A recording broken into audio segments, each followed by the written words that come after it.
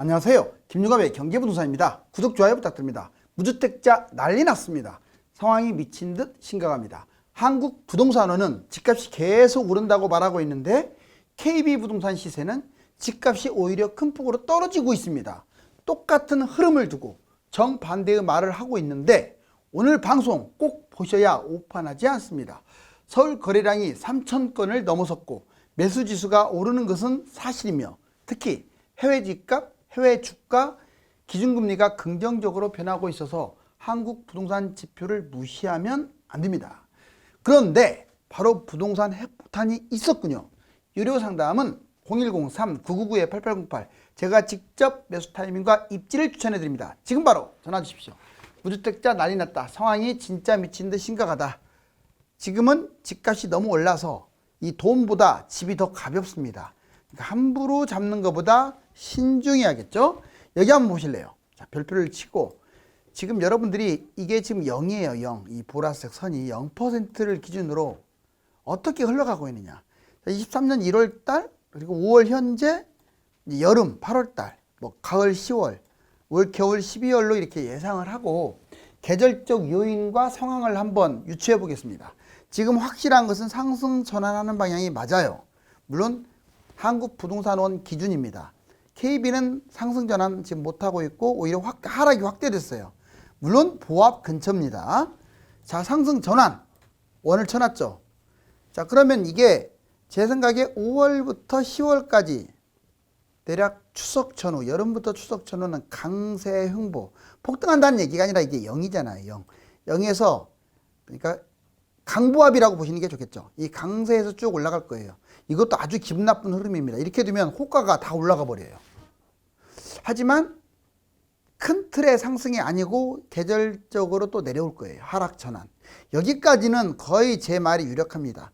다만 2023년 잡는다면 지금이 싸냐? 올라가기 직전인 지금이 싸냐? 아니면 좀 빠진 겨울이 싸냐?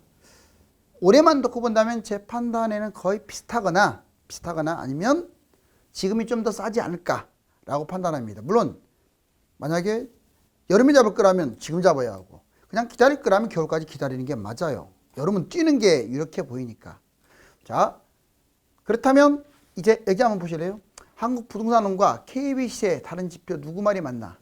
저는 이제 올 연말까지만 지금 봐드렸잖아요. 내년, 내후년은 어떻게 되냐 이것도 봐야 돼요.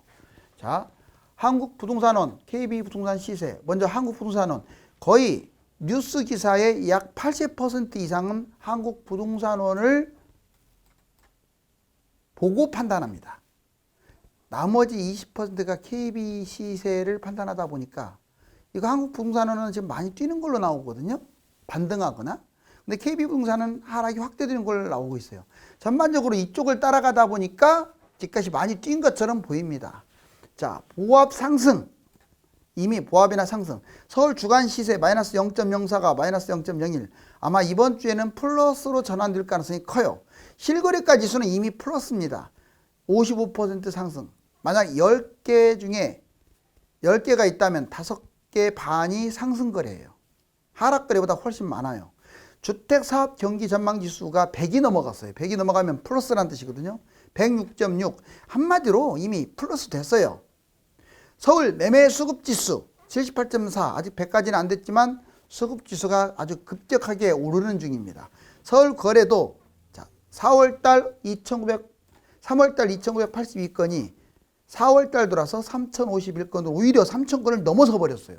상당히 안 좋은 상황이죠. 무주택 입장에서는. 반등 원인. 그럼 왜 반등했냐? 굵직굵직한 것들이 반등하고 있기 때문에 그래. 진짜 중요한 요소들인데 금리, 해외 집값, 해외 주식, 가상화폐 등등 이런 것들이 뛰어버리면 우리나라 집값도 따라갈 가능성이 크거든요.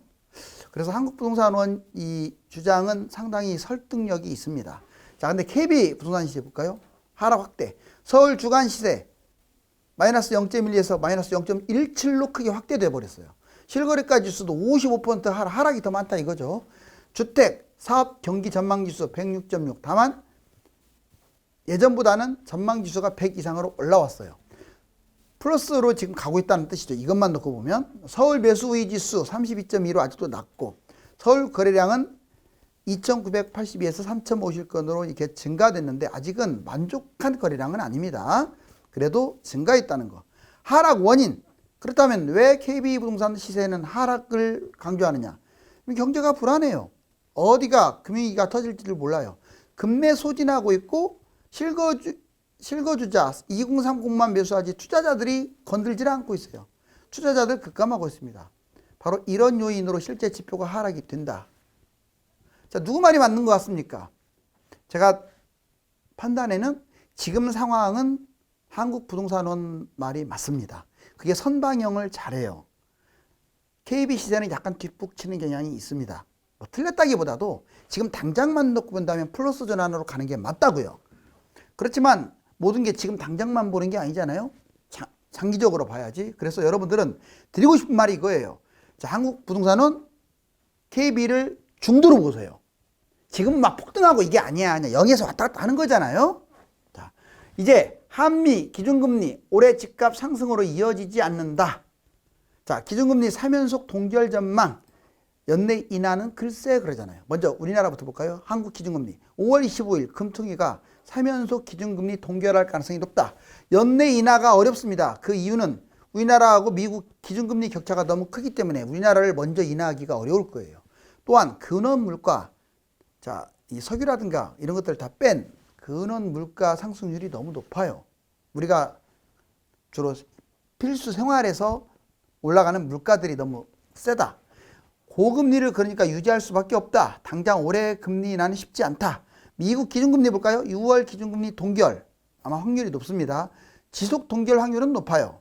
연은 총재 금리 인상. 그런데 연은 총재는 오히려 금리 인상 쪽에 무게를 두면서 계속 압박하고 있죠. 근원 물가가 높다는 이유로. 자, 그래서 어떻게 될지는 장담 못합니다. 미국은 한 번 더 올릴 수도 있어요.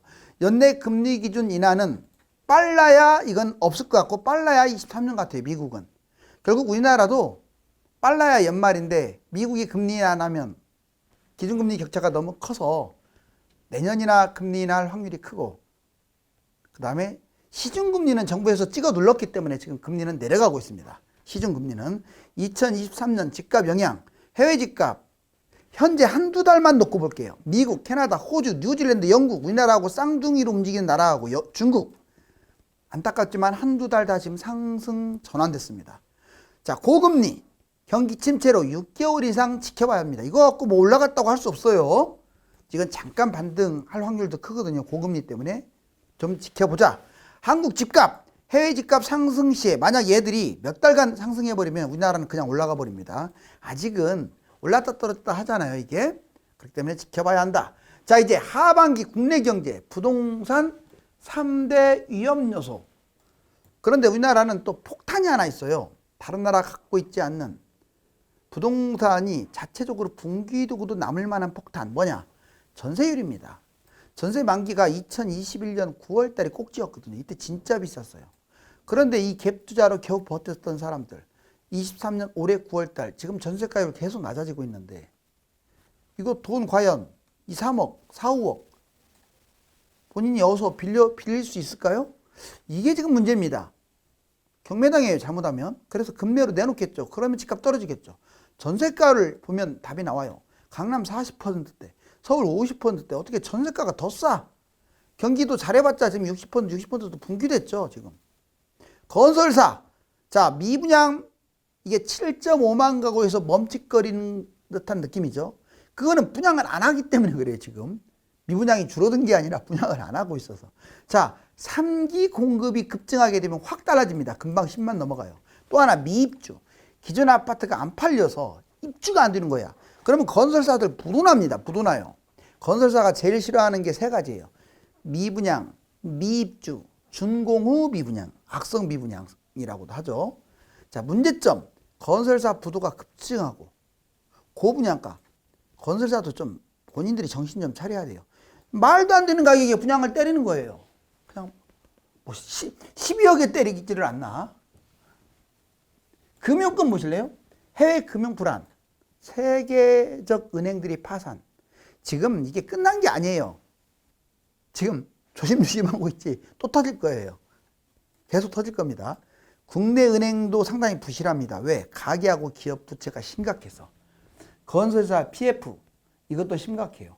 건설사가 붕괴되면 금융권, 특히 이금융권은 같이 몰락. 자, 문제점이 뭐냐? 국내외 은행이 불안합니다. 국내외가 불안하다는 말은 고금리가 아직도 지속된다는 얘기고, 그러면 금융위기가 터질 수 있다는 거예요. 이 꼭 세 가지 암초가 있으니까 조심하세요. 자, 2004년과 2013년, 2014년과 2025년이 닮았다. 여기 때부터 올라갈 때 상승기하고 하락기 다 합친 거죠. 이것도 14, 15년 이제 상승, 이 하락기부터 상승기까지 다 합친 겁니다. 왜 닮았냐? 여기 보세요. 올라가다가 떨어졌다 회복하는 듯 하더니 또 떨어졌어요. W자형 팩트죠. 그런데 이게 보세요. 자, 문재인 정부도 이렇게 올라왔네요. 자, 떨어졌다 하니 몇 가지 올라왔어요. 그럼 쭉 올라가느냐? 좀 빠졌다 갈 확률이 높다라고 보여져요. 이게 여기 보시면, 그래서 이제 사이클론자들은 25, 26년 전문가들 대부분 25년 이후에나 뛴다, 이 말이 바로 여기서 나온 말입니다. 이 모양과 이 모양이 같고 하락 모양이 같아요. 그러려면 3, 4년은 떨어지니까 25, 6년이 나온 거고. 자, 그런데 저는 개인적으로 이거 신봉하면 안 된다고 봐요. 26년까지 무조건 떨어진다, 이거 믿었다가는 큰일 납니다. 그리고 지금 폭등한다, 이 말도 믿으면 안 돼요. 그래서 지금은 조금 관망을 잘하자. 지금 가격이 싸냐, 겨울 가격이 싸냐를 보고 장기적으로 봤을 때, 자, 이곳이 한 3, 4년, 5년 뛰었을 때 많이 뛰느냐, 지금보다 덜 뛰느냐, 이것을 판단 기준으로 잡아야 돼요. 뭐 지금 당장 5천 떨어졌네, 5천 올랐네, 이게 중요한 게 아니라고요. 2004년, 2013년과 2014, 25년은 똑같다. 자, 상승 2004년에서 2009년, 하락 2014년에서 2021년. 자, 이렇게 지금 둘 다 상승. 2004년에서 2009년 예전에 상승한 거고, 이번에 상승은 14년부터 21년이었죠. 하락 볼까요? 2010년에서 13년까지 하락했는데 이번에는 22년부터 25년까지 떨어질 것이다, 이렇게 판단하는 거죠. 집값 폭등, 경제 위기, 집값 폭락으로 이어지는 거죠. 이번에는 경제 위기라기보다 코로나 위기죠. 자, 2기 신도시 폭탄과 3기 신도시 폭탄이 똑같아요. 진보 정권 폭등, 보수 정권 폭락이 너무나 똑같지 않습니까? 규제 강화 폭등, 규제 완화 오히려 거꾸로 폭락, 이것도 같아요. 버블 세븐 등 수도권만 폭등했다면 이번에는 달라요. 전국 대부분 지역이 폭등했고, 또는 버블 세븐 수도권 지역이 폭락했다면 이번에도 전국 대부분 지역이 폭락했습니다. 자, 이제 폭등 자료부터 한국 부동산 자료 보자고요. 서울 아파트 월별 매매 거래량, 지금 834가 3051호 최고치 찍었어요, 4월달. 자, 주간 아파트 매매가 변동률, 이게 지금 0.-0.01. 지금 서울은 보합입니다. 강남은 플러스로 전환됐고, 그 다음에 매매 수급 지수 빠르게 올라가고 있죠. 아직은 100이 안 됐지만 상당히 호전되고 있고, 주택사업 경기 전망 지수는 100이 넘어갔어요, 서울의 경우. 100이 넘었다는 것은 플러스 전환됐다는 거죠. 전반적으로 봤을 때 한국 부동산은 이제 당장 이번 주 또는 올라가는 것도 있고, 실거래가는 더 뛰고 있죠. 이미 한국 부동산 입장에서 본다면 지금 집값 뛰고 있습니다. 자, 그런데 이거 보실래요? 부동산 하락지표 KB부동산. 자, 이게 0입니다. 자, KB부동산은 떨어졌어요. 여기 보세요. 떨어진 걸로 나왔잖아요. 그것도 마이너스 0.17. 5대광역시 마이너스 0.21. 이거 크게 떨어진 거예요. 한국 부동산하고는 완전 다르죠. 걔들은 보합 또는 플러스인데 얘들 마이너스 확대. 자, 여기 보자고요. KB시대 봤더니, 자, 5월 8일, 15일 비교해 보세요. 전국 마이너스 0.132, 마이너스 0.17 확대. 서울 마이너스 0.12가 마이너스 0.17로 확대. 서울은 저번에 한국 부동산은 0.04에서 0.01 보합으로 와버렸는데 얘들은 확대됐어. 자, 그 다음에 5대광역시도 마이너스 17에서 마이너스 21. 다 폭락했죠, 지금. 수도권도 폭락. 세종도 마이너스로 전환. 경기도는 확대됐어요. 마이너스 0.20. 누구 말이 맞나요? 누구 말이? 자, 여기 보시면 실질적으로 2월달부터 5월달까지 매매 우위지수도 약간 올라오긴 했지만 별로 좋아지지 않았어요. 갭 투자 수요 비율, 2023년에 확 떨어지고 있죠. 지금 누가 갭 투자하겠습니까? 물론 이제 미래 전망이 밝은 곳 중심으로 하겠죠. 자, 여기 보시면 당장만 보면 부동산 상승 반전이 맞습니다. 우선 여러분들 이제 냉정하게 KB, 한국 부동산을 떠나서 지금 분위기만 본다면, 호가만 넣고 본다면 약간, 자, 보세요. 강남 아파트 외지인들이 지금 줄어든 것 같지만 이건 여기 보시면 알겠습니다. 12월, 1월, 2월, 지금 2월까지밖에 안 나오는데 3, 4, 5월까지 놓고 보면은 오히려 강남 외지인 비율이 늘어나고 있어요. 강남은 장기적으로 좋다 해서 매수를 지금 폭발적으로 하고 있다 이 뜻이에요. 외국인 국내 부동산 매수 현황, 외국인들도 줄었다가 1월을 기점으로 계속 늘어나고 있습니다. 이것만 놓고 보면, 객관적 지표를 놓고 보면 이제 외국인이나 외지인들이 예전처럼 활발하지는 않지만 매수하고 확대하는 걸로 봐서 플러스 쪽으로 가고는 있어요. 그런데 이게 과연 계속 폭등할까요? 자, 지금은 경제 불안이랑 여러 요인이 많기 때문에 매입은 신중하는 게 맞고요. 다만 무조건 5년 기다려라, 3년 기다려라, 겨울에 잡아라, 이런 전문가들의 무작정 예전 방향을 믿으면 안 됩니다. 여러분들이 흐름을 지금 봐야 돼요. 이번 달 흐름 계속 지켜봐야 합니다. 지금은 부동산 흐름을 관망하는 것이 중요하며 강남 등 상급지는 단기적인 불확실성이 있지만 장기적으로 많이 오를 것이므로 그것까지 고려해야 합니다. 감사합니다.